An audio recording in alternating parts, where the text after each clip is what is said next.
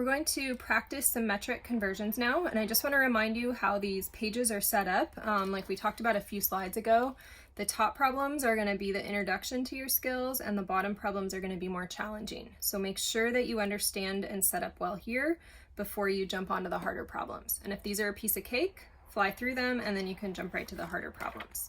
So I'm going to do some of the easier problems, and then we'll be letting you practice some, and also we'll do some together in class. So metric conversions, first thing you always want to have is your mnemonic to help you remember that I've got my kilo, hecta, deca, base, deci, centi, milli, micro. All right, so I want to have that in front of me. This is going to be a K prefix. This is a lowercase d, c, m.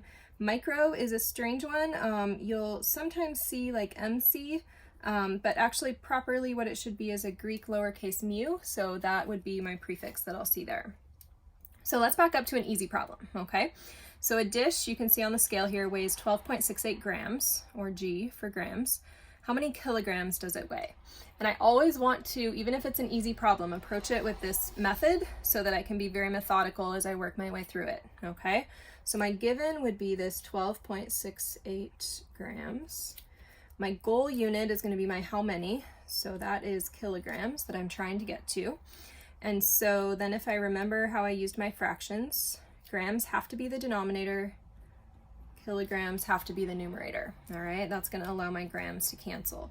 So once I've got that, now I can go find that conversion between kilograms and grams. I'm after my conversion. So I come down here and I find kilograms and I find grams. Grams are going to be a base unit, right? And if you remember how I showed you on the last slide, and if you can do this your own way, that's fine. But on the last slide, I showed you that once you find your two units, the kilos and the base, look left and say, okay, I have 1 kilogram. And then make a fraction, put a 1 under the kilo, and then for each place after that, you multiply by 10, by 10, by 10, until you get to your grams. All right, so in every 1 kilogram, there's 1,000 grams. Now take that back up here, 1 kilogram, so there's the 1, 1,000 grams. So I've got that set up. And when I do this, this is going to be 12.68 times 1 divided by 1,000, and that comes out to 0.01268 kilograms. Didn't really give myself enough space there, okay? And I can check that with my calculator. I also want to check it conceptually.